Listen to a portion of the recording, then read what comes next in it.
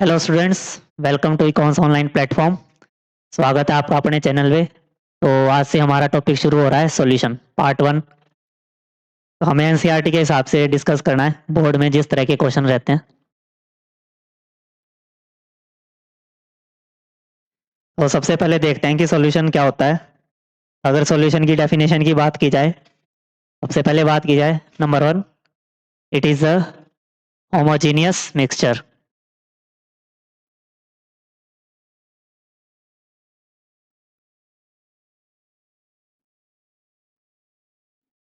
Of two component.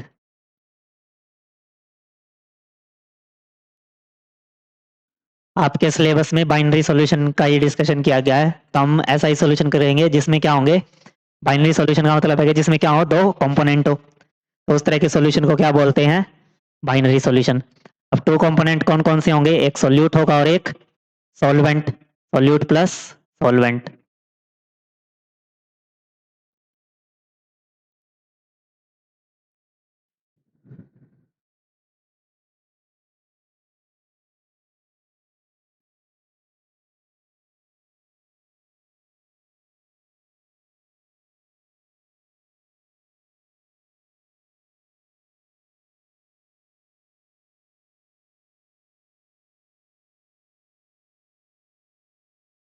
ठीक है, तो दो कंपोनेंट हो गए हमारे, कौन कौन से, एक सॉल्यूट और एक सॉल्वेंट है।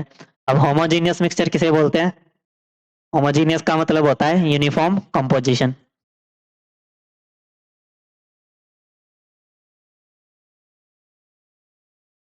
Through out the solution.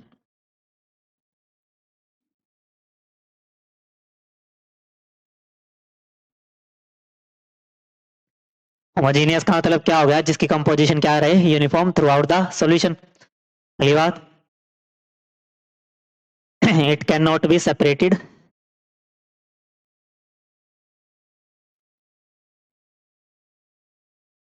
Bye simple methods.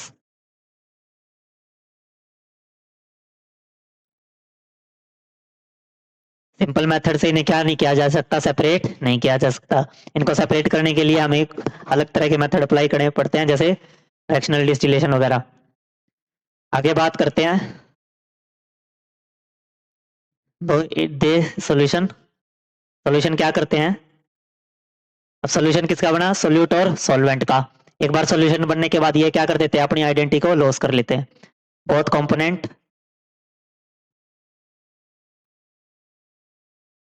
Loose their identity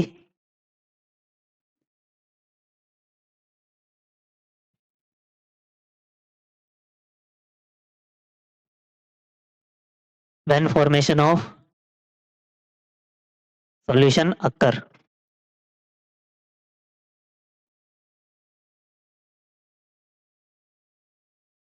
इन्हें क्या बोल देते हैं, सॉल्यूशन। इस तरह की चीजों को क्या बोलेंगे, सॉल्यूशन। नेक्स्ट चलते हैं और अब बात करेंगे टाइप्स ऑफ सॉल्यूशन की। अब जैसे हमने बात की, सॉल्यूशन में कितने कंपोनेंट होते हैं, दो, एक सोल्यूट होता है और एक सॉल्वेंट। Solute plus solvent. अगर सोल्यूट की बात की जाए, सोल्यूट किसे बोलेंगे, which is in less amount, which present in less amount.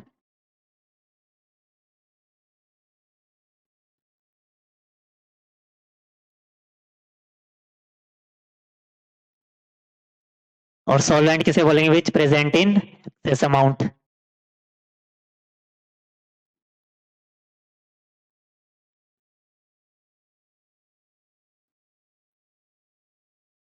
तो उसे क्या बोल देते हैं, सॉल्यूशन जो किससे बना है, सोल्यूट और सॉल्वेंट से। सॉल्वेंट, सोल्यूट क्या होगा, जो कम अमाउंट में होगा, सॉल्वेंट क्या होगा, जो ज्यादा अमाउंट में होगा। अगर बात की जाए एग्जांपल की, जैसे शुगर डिजोल्व इन वाटर।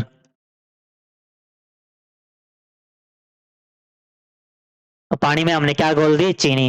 अब चीनी क्या हो गई, चीनी क्या होती है, कम अमाउंट में होती है, तो ये क्या हो गया, सोल्यूट। और वाटर क्या होता है, ज्यादा अमाउंट में, तो ये क्या हो गया, सोलवेंट।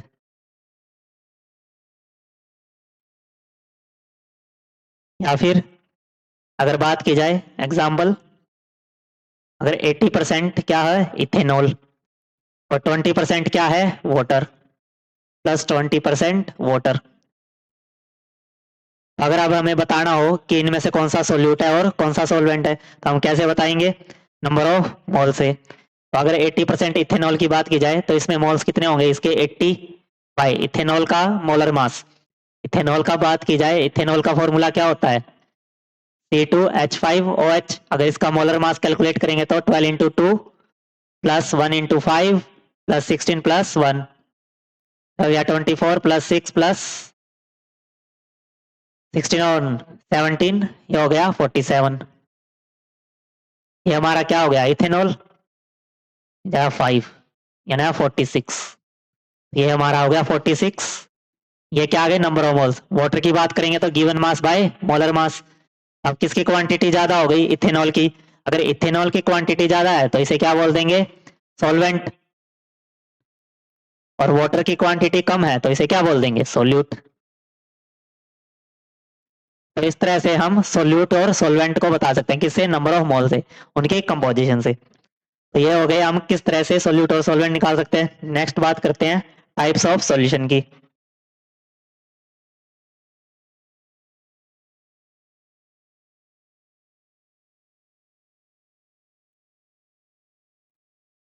तो अगर टाइप्स ऑफ सॉल्यूशन की बात की जाए तो दो कंपोनेंट है, सोल्यूट प्लस सोलवेंट। एक तरफ हम लेंगे सोल्यूट, दूसरी तरफ हमने क्या ले लिया, सोलवेंट।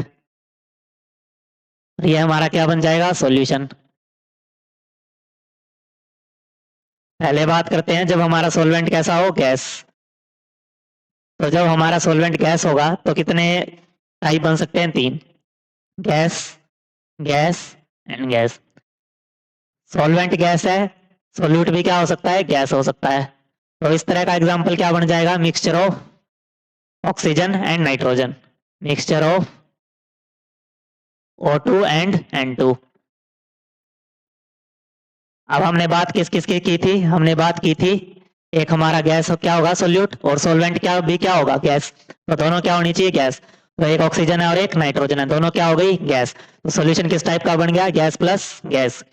अगले टाइप की बात की जाए, अगर सोलवेंट गैस हो और सोल्यूट हमारा क्या हो, लिक्विड। सोल्यूट हमारा क्या हो सकता है, लिक्विड। तो इस तरह के सॉल्यूशन क्या हो जाएंगे, इस तरह के सॉल्यूशन का एग्जांपल हो जाएगा क्लोरोफॉर्म मिक्स विद N2। तो यहाँ पे नाइट्रोजन क्या है, गैस है, क्लोरोफॉर्म क्या है, लिक्विड। तो इस तरह का सॉल्यूशन कैसा बन गया, लिक्विड प्लस गैस। अगले टाइप की बात की जाए तो सोलवेंट क्या है, गैस। अब सोल्यूट हमारा क्या हो सकता है, सोल्यूट हमारा हो सकता है सॉलिड। तो सॉलिड और गैस का एग्जांपल क्या हो जाएगा, अगर सॉलिड और गैस के एग्जांपल की बात की जाए तो गैस और एक सॉलिड, तो इसका हो जाता है कैम्फर मिक्स विद नाइट्रोजन। तो यहाँ पे नाइट्रोजन हमारी क्या है, गैस, और कैम्फर क्या है, सॉलिड। तो ये किसका एग्जांपल हो गया, सॉलिड प्लस गैस। तो इस तरह से सोल्यूट और सॉल्वेंट को क्या कर दिया, सॉल्वेंट और सॉल्यूट के अलग अलग टाइप बना के हमने किसकी बात कर ली, जब गैस क्या हो, ऐसे सॉल्वेंट हो। आगे बात करते हैं, अगर आगे बात की जाए, अब सॉल्वेंट चेंज करेंगे लिक्विड। अब सॉल्वेंट बना लिया हमने लिक्विड, लिक्विड। तो इसके भी कितने केस बनेंगे, इसके भी तीन केस बन जाएंगे, और लिक्विड। तो अगर इन तीनों केस की बात की जाए, जब बात करें लिक्विड क्या है, सॉल्वेंट, तो पहला टाइप जब गैस क्या हो, सोल्यूट। तो इस तरह का एग्जांपल क्या हो जाएगा, अगर लिक्विड की बात की जाए, ऑक्सीजन डिसॉल्व इन वाटर। अब वाटर क्या है, लिक्विड, और ऑक्सीजन क्या हो गया, गैस। तो किसका एग्जांपल हो गया, गैस प्लस लिक्विड। आगे लिक्विड प्लस लिक्विड। तो इस तरह का एग्जांपल क्या हो जाएगा, जब दोनों क्या हो, लिक्विड हो, सोल्यूट भी और सॉल्वेंट भी। तो ये एग्जांपल हो जाता है हमारा इथेनॉल डिसॉल्व इन वाटर।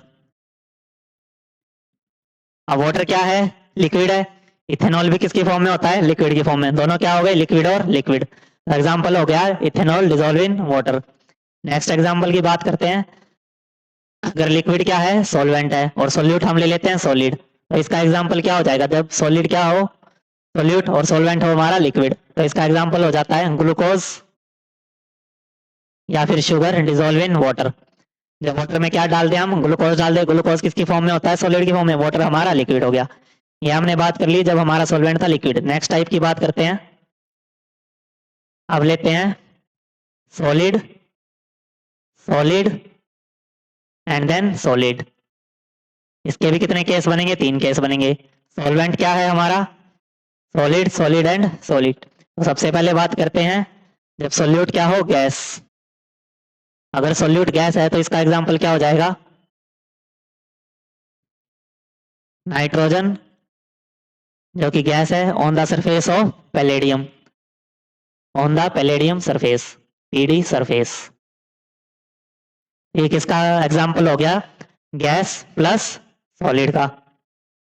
अगले एग्जांपल की बात करें, सॉल्वेंट है हमारा सॉलिड और सॉल्यूट हम ले लेते हैं अब लिक्विड। अगर लिक्विड लेंगे और सॉलिड लेंगे, इसका क्या हो जाएगा, ये इसकी बात की जाए, सॉलिड हमारा जैसे कि अगर कोई भी लिक्विड ले लेते हैं, मरकरी हो और सॉलिड हमारा क्या हो, सोडियम। मरकरी और सोडियम का क्या बन गया, मिक्सचर।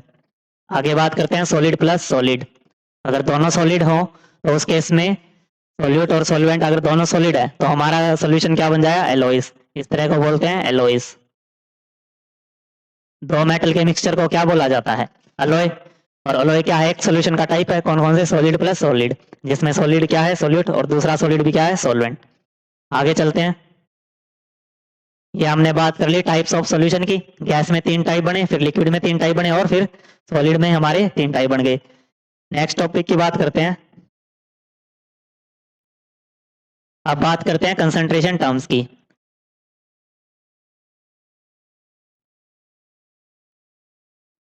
कंसंट्रेशन टर्म्स की बात करेंगे। अगर सॉल्यूशन चैप्टर पढ़ रहे हैं तो हमें किसकी जरूरत पड़ेगी, कंसंट्रेशन टर्म्स की। तो कंसंट्रेशन टर्म्स को 2 पार्ट में डिवाइड किया गया है। पहला वो जो क्या होती है, टेम्परेचर डिपेंडेंट, और दूसरी कौन सी होगी, टेम्परेचर इंडिपेंडेंट।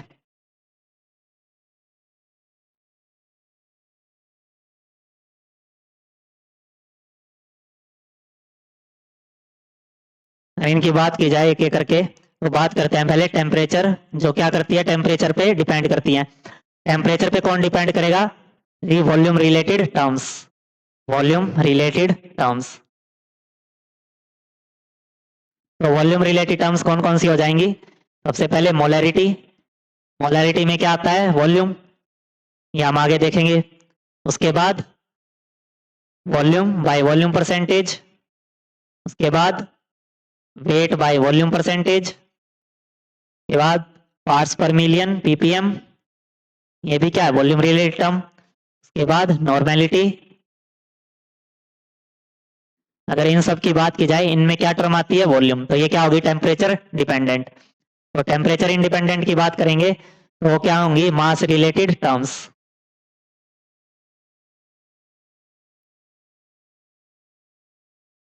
मास रिलेटेड टर्म में सबसे पहले वेट बाय वेट परसेंटेज, लेकिन मोलैलिटी, उसके बाद मोल फ्रैक्शन,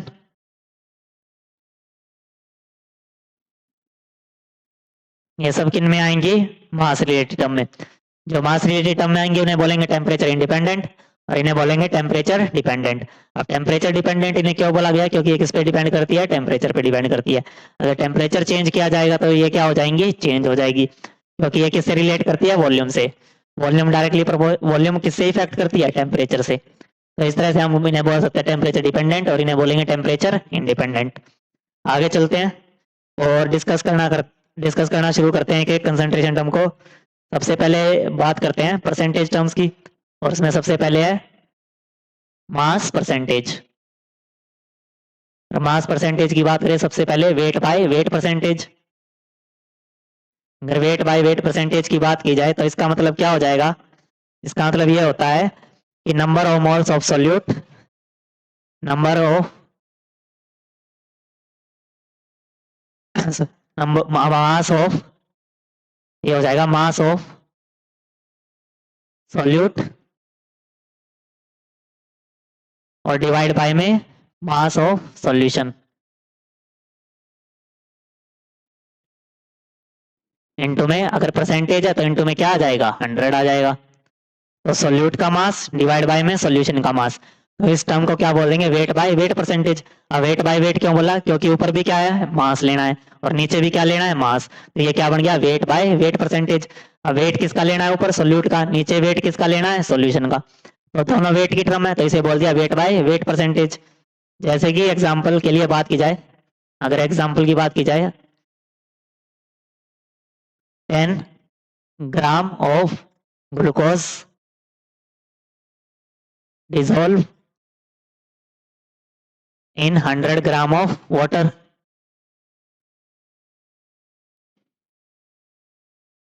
अगर इस चीज की बात की जाएगी तो इसे कैसे लिखेंगे, यहाँ पे सोल्यूट क्या है, सोल्यूट क्या होता है, जो कम अमाउंट में होता है। कम अमाउंट में कौन है, ग्लूकोज, और लार्ज अमाउंट में कौन है, वाटर। तो ग्लूकोज क्या हो गया, सोल्यूट, वाटर क्या हो गया, सॉल्वेंट। ऊपर क्या लेना है, मास ऑफ सोल्यूट, तो सोल्यूट का मास है 10 डिवाइड बाय में मास ऑफ सॉल्यूशन।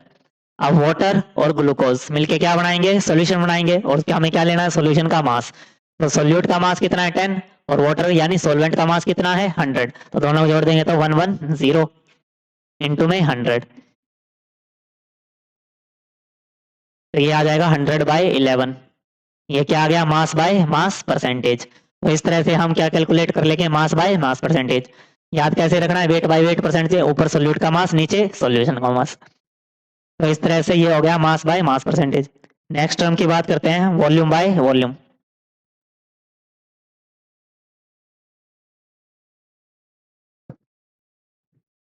अगर बात की जाए वॉल्यूम बाय वॉल्यूम परसेंटेज,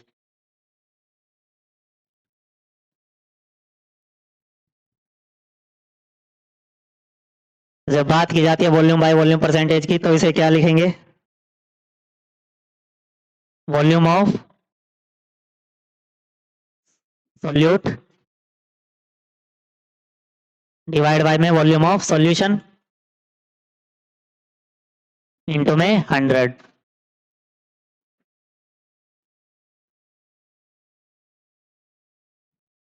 तो जैसे इसमें मेंशन है वॉल्यूम बाय वॉल्यूम, तो ऊपर क्या लेंगे, सोल्यूट का वॉल्यूम, नीचे क्या लेंगे, वॉल्यूम ऑफ सॉल्यूशन, और इंटू में परसेंटेज के लिए क्या लगा लेते हैं, 100। एग्जाम्पल की बात की जाए, जैसे 10 ml of HCl dissolve in 100 ml of water.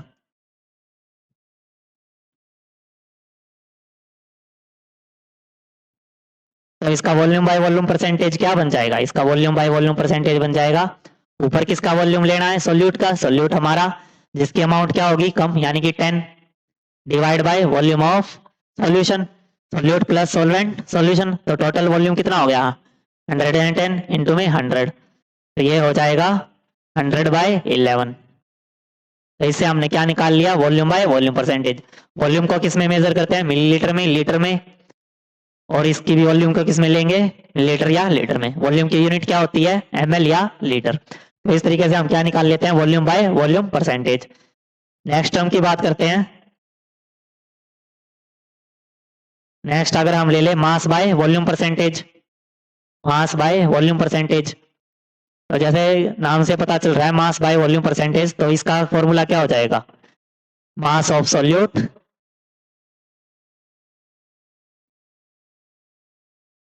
Divide by में वॉल्यूम ऑफ सॉल्यूशन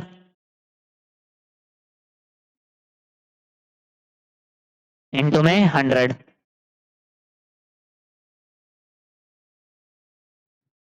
तो ये क्या हो जाएगा, मास by volume percentage.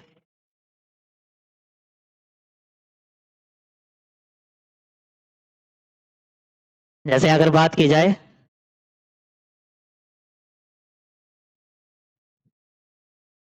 10 gram of solute dissolve in 100 ml of solution। यहाँ पे सोल्यूट का मास कितना हो गया, 10 और सॉल्यूशन का वॉल्यूम कितना हो गया 100 इंटू में 100, तो ये क्या आ गया मास by volume percentage. This is mass by volume percentage. ऊपर क्या लेना है सोल्यूट का मास, नीचे क्या लेना है सॉल्यूशन का वॉल्यूम। तो सोल्यूट क्या है 10 और वॉल्यूम लेंगे सॉल्यूशन का तो वो कितना हो गया 100 ml, तो ये क्या आ गया मास बाय वॉल्यूम परसेंटेज। इसमें आया यूनिट क्या होगी इसकी ग्राम पर ml। आगे चलते हैं, नेक्स्ट कंसंट्रेशन टर्म्स की बात है पार्ट्स पर मिलियन।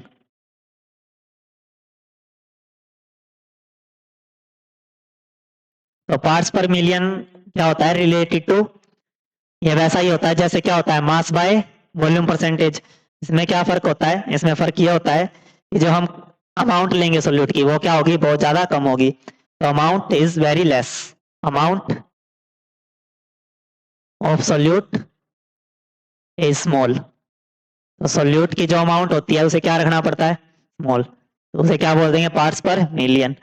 मिलियन हम यूज कब करते हैं जब 10 की पावर 6 के लिए, तो इसे किससे मल्टीप्लाई कर देंगे 10 की पावर 6 से, तो 10 की पावर 6 से क्या कर देंगे मल्टीप्लाई, अगर इसे लिखा जाए तो ये बनाया mass of solute divide by में वॉल्यूम ऑफ सॉल्यूशन इनटू में 10 की पावर 6।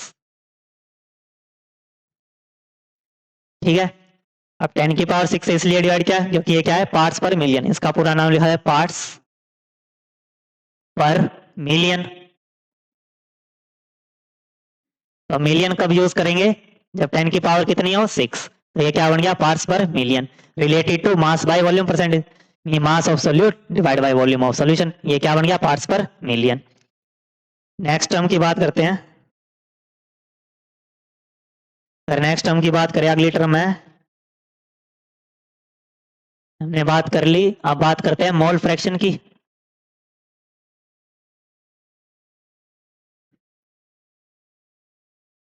अगर हम मोल फ्रैक्शन की बात करते हैं तो मोल फ्रैक्शन क्या होता है number of moles of component ए,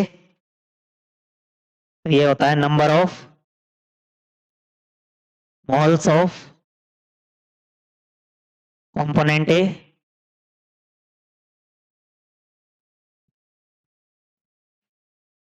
अगर बात की जाए कोई कंपोनेंट है ए का, तो ए का मोल फ्रैक्शन क्या हो जाएगा number of moles of component A divide by total number of moles.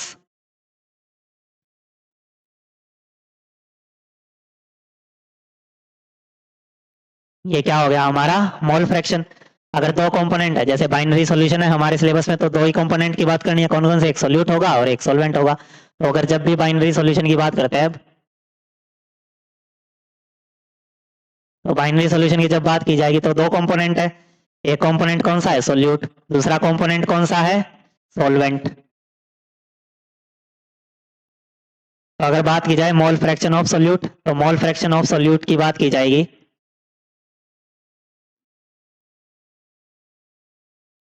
तो ये क्या हो जाएगा मान लेते हैं ये एक ए कंपोनेंट है और ये बी कंपोनेंट है, तो फॉर्मूला क्या हो जाएगा मोल फ्रैक्शन निकालने का number of moles of A divide by total number of moles, तो एन ए प्लस में एन बी।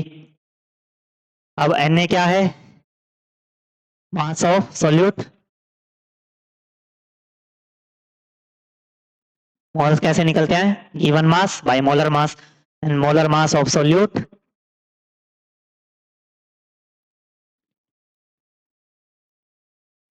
इसे बोल देते हैं एम ए, ये हो गया M A by W A. तो नीचे क्या हो जाएगा इसके मोल्स लेंगे ने तो ये हो जाएगा M A by W A.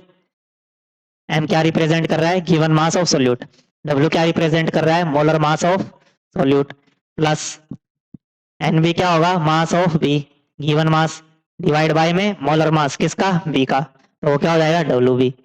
तो इस तरीके से हम क्या निकाल लेंगे number of moles of solute, तो ये क्या हो जाएंगे mole fraction of solute, solute के number of moles divide by total number of moles is equal to mole fraction of solute. ये हमने बात कर ली किसकी मोल फ्रैक्शन की। अगर एग्जांपल की बात की जाए, अगर एक एग्जांपल ले, जैसे एग्जांपल के लिए लेते हैं 10 gram of ethanol dissolve in 100 gram of water. तो अगर हमें बात करें मोल फ्रैक्शन निकालने हैं इथेनॉल के, तो इथेनॉल के मोल फ्रैक्शन कैसे निकालेंगे? अगर बात की जाए मोल fraction of ethanol,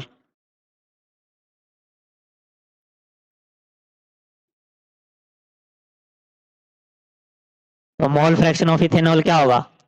number of moles of ethanol divide by total number of moles.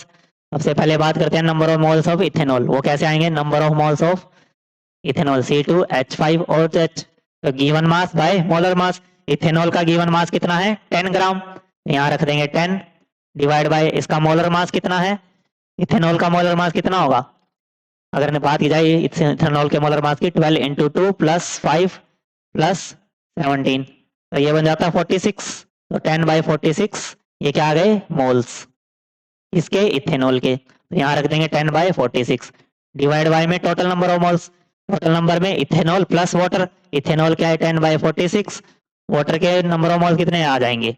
Given mass by molar mass, given mass is 100 and molar mass is 18, ये हो जाएगा 100/18। तो ये किसके मोल फ्रैक्शन आ गए? मोल फ्रैक्शन ऑफ इथेनॉल। इस तरीके से हम क्या निकाल लेते हैं? Mole fraction. तो यहाँ तक आपको क्लियर हो गया होगा। नेक्स्ट की बात करते हैं। नेक्स्ट है हमारा, बात की जाए मोलैरिटी की।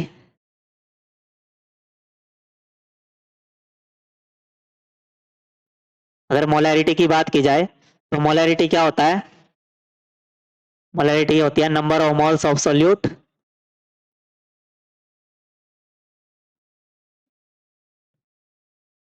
Dissolve in 1 litre of solution.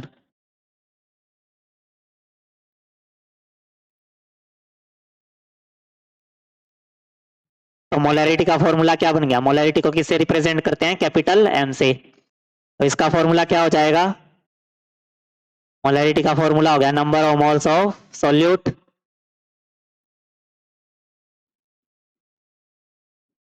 Divide by में वॉल्यूम ऑफ सॉल्यूशन।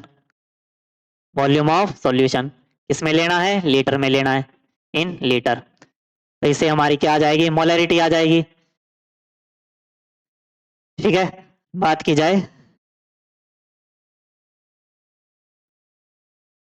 हमें क्या निकालनी है? मोलैरिटी।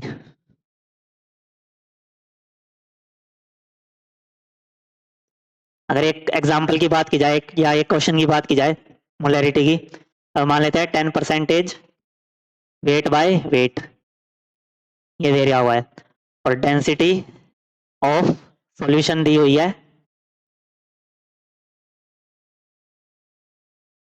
1.5 ग्राम पर ml। तो ये हमारी क्या है? डेंसिटी। अब अगर वो पूछ ले कि इस सॉल्यूशन की मोलैरिटी क्या होगी, तो मोलैरिटी कैसे निकालेंगे? इसका मोलर मास मान लेते हैं, कोई सॉल्यूट है उसका मोलर मास कितना होगा? 40 ग्राम पर मोल मान लेते हैं कि उसका मोलर मास ये हो सकता है। अगर मोलैरिटी निकालनी हो तो मोलैरिटी क्या से निकालेंगे? Number of moles of solute. तो सोल्यूट अगर ये क्या है? Weight by weight percentage. अब वेट बाय वेट परसेंटेज हमने पढ़ा है, तो इसका मतलब क्या है? 10 gram of solute dissolve in 100 gram of solution. तो ये क्या बन गया? Weight by weight percentage. कि 10 ग्राम सोल्यूट का 100 ग्राम सॉल्यूशन में क्या है? डिसॉल्वेबल। अगर 100 ग्राम सॉल्यूशन है और उसमें 10 ग्राम क्या है? सोल्यूट, तो सॉल्वेंट का मास कितना हो जाएगा? 90 ग्राम। ठीक है, अगर बात की जाए सबसे पहले मोलैरिटी की, तो मोलैरिटी कैसे कैलकुलेट करेंगे? मोलैरिटी कैलकुलेट करेंगे given mass 10 bye molar mass 40 divide by में वॉल्यूम ऑफ सॉल्यूशन। अब हमें वॉल्यूम ऑफ सॉल्यूशन का पता नहीं है, बट हमारी क्या गिवन है? Density of solution. तो वॉल्यूम कैसे निकालेंगे? Density is equal to mass of solution divide by में वॉल्यूम ऑफ सॉल्यूशन। अब डेंसिटी कितनी है? 1.5 is equal to mass, mass of solution कितना है? 100 डिवाइड बाय में वॉल्यूम, वॉल्यूम आ जाएगा 100 डिवाइड बाय में 1.5, ये क्या आ गया? ml में। अगर इसे 1000 से डिवाइड कर दिया जाए तो ये क्या बन जाएगा? लीटर। अगर इसे 1000 से डिवाइड कर दिया तो ये बन गया लीटर, और हमें क्या चाहिए? वॉल्यूम लीटर में ही चाहिए। तो ये हो जाएगा 100 डिवाइड बाय 1.5 1/1000। 1000 से क्यों डिवाइड किया, क्योंकि हमें इसे किस में कन्वर्ट करना है, लीटर में। देख किस में रखा था, ml में। तो ml से लीटर में जाएंगे तो 1000 से क्या करना पड़ेगा, डिवाइड करना पड़ेगा। यानी क्या 1/4, 20 से 20 कैंसिल, तो बन गया इंटू में 10 डिवाइड बाई 1.5, इसका पॉइंट हटाए, ये भी 10, ये बन जाएगा ये 100 और ये 25, 25/15 यानी कि 5/3, ये हो गया 1.6। ये क्या आ गई, मोल पर लीटर। ये मोलैरिटी की यूनिट किस में आएगी, मोल बाय लीटर, यानी कि मोल लीटर इनवर्स। आंसर भी किस में आएगा, मोल लीटर इनवर्स में। तो इस तरीके से आपके एग्जाम में क्वेश्चन आ सकता है, उसका वेट बाय वेट परसेंटेज दिया और डेंसिटी दी हो, आपसे क्या पूछ सकता है, मोलैरिटी पूछ सकता है। तो ये हमने बात की कर ली मोलैरिटी की। नेक्स्ट टर्म की बात करते हैं।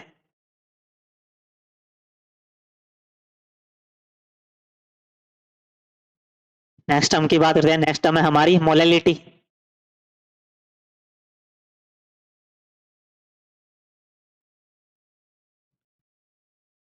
तो मोलैलिटी क्या हो जाएगा, moles of solute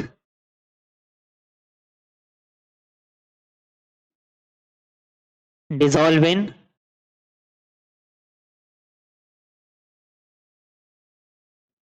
1 kg of solvent.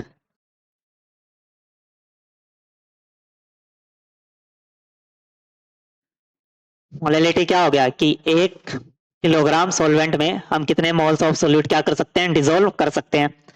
अगर मोलैलिटी की बात की जाए, मोलैलिटी को किससे रिप्रेजेंट करते हैं, स्मॉल m से, तो ये हो जाएगा number of moles of solute, number of moles of solute divide by mass of solvent. ये किस में लेना है, केजी में। तो ये क्या आ गई, मोलैलिटी आ गई। तो इस टर्म को क्या बोल देंगे, मोलैलिटी। तो इसकी जो यूनिट है वो क्या बन जाएगी, मोल पर केजी, मोल केजी इनवर्स। तो ये हमारी क्या बन गई, मोलैलिटी। अब मोलैलिटी के लिए बात की जाए, मोलैलिटी कैसे निकालेंगे, जैसे कि 10% वेट बाय वेट ये दिया हुआ है, कोई solute of solute. Molar mass मान लो इसका गिवन है। अगर मोलर मास की बात की जाए, मान लेते हैं कि गिवन है 50 ग्राम पर मोल, ये इसका क्या गिवन है, मोलर मास गिवन है। तो अभी हमें इसकी क्या निकालनी है, मोलैलिटी निकालनी है। मोलैलिटी के लिए number of moles of solute, number of moles of solute.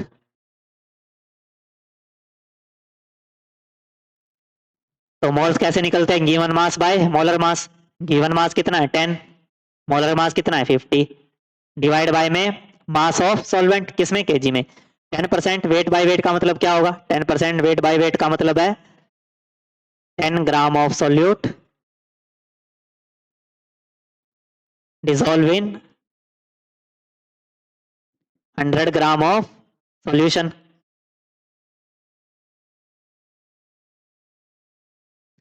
तो यहाँ पे 10 ग्राम क्या है, मास ऑफ सोल्यूट,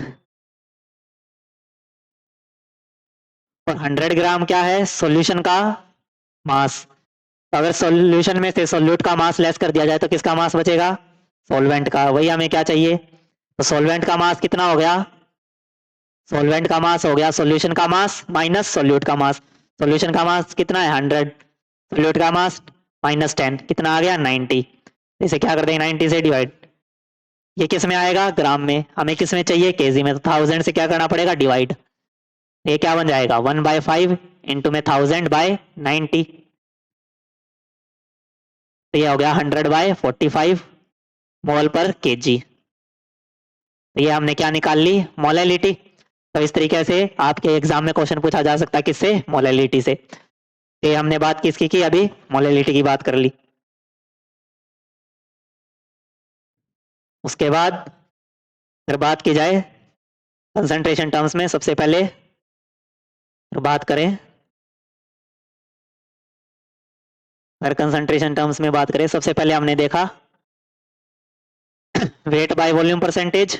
उसके बाद वॉल्यूम बाय वॉल्यूम परसेंटेज भी पढ़ चुके हैं, वेट बाय वेट परसेंटेज भी पढ़ चुके हैं, मोलैरिटी भी हो चुकी है, मोलैलिटी भी हो चुकी है, और मोल फ्रैक्शन भी हो चुका है।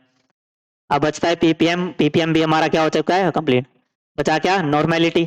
अगर नॉर्मेलिटी की बात की जाए तो नॉर्मेलिटी क्या होगा,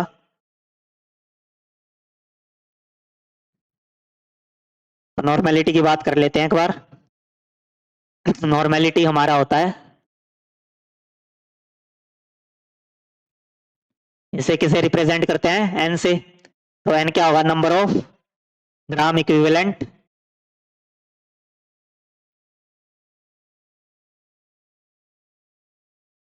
number of gram equivalent dissolve in of solute, dissolve in 1 litre of solution. तो ये क्या बन गया, नॉर्मेलिटी। नॉर्मेलिटी निकालेंगे कैपिटल एन से। तो नंबर ऑफ ग्राम इक्विवेलेंट क्या चीज होती है, नंबर ऑफ ग्राम इक्विवेलेंट होगा number of moles of solute, moles of solute divide by में इक्विवेलेंट वेट,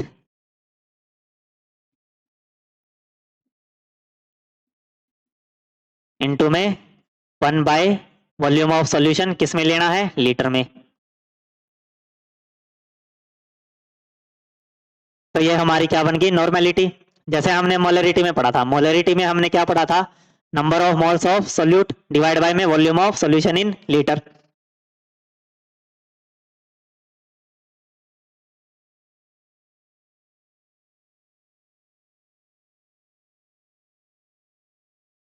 आएगा मास ऑफ सोल्यूट। फिर नंबर ऑफ ग्राम इक्विवेलेंट को लिखेंगे तो mass of solute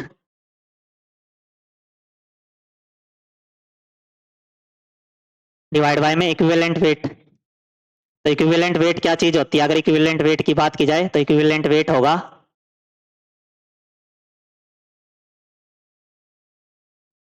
molar mass by x factor.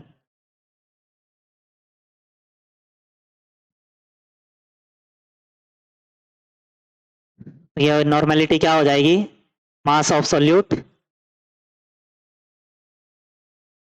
Divide by में molar mass of solute.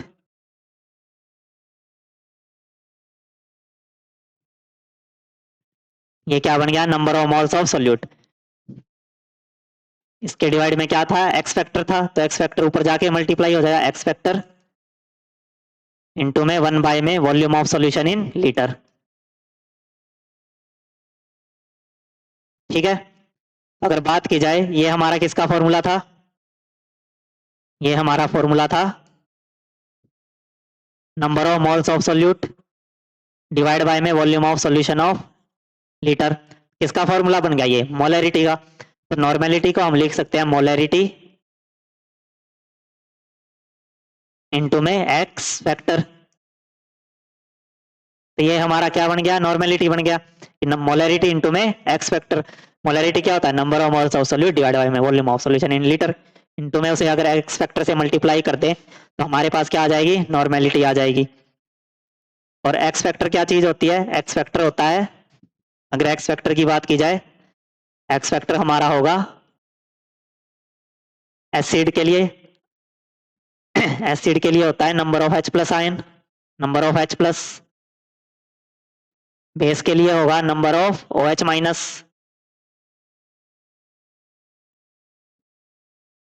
तो ये हमारा क्या हो जाता है, एक्स फैक्टर हो जाता है। तो हमने किसकी बात कर ली, नॉर्मेलिटी की।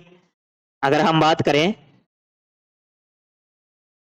H2SO4 की, तो उसकी मोलरिटी अगर है, मोलरिटी कितनी दे रखी है उसकी, 2।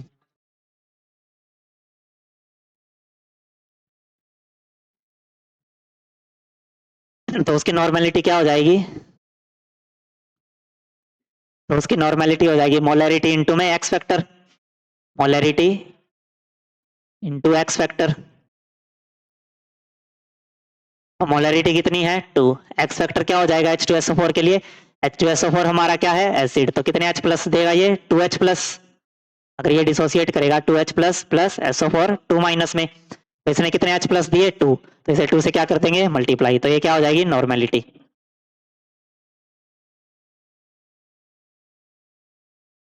तो ये हमारा नॉर्मेलिटी खत्म। आज हमने बात की किसकी, सॉल्यूशन की और उसके टाइप्स की और कंसंट्रेशन टर्म्स की। इसके बाद का हम आगे वाली क्लास में पढ़ेंगे। आज के लिए इतना ही, थैंक यू।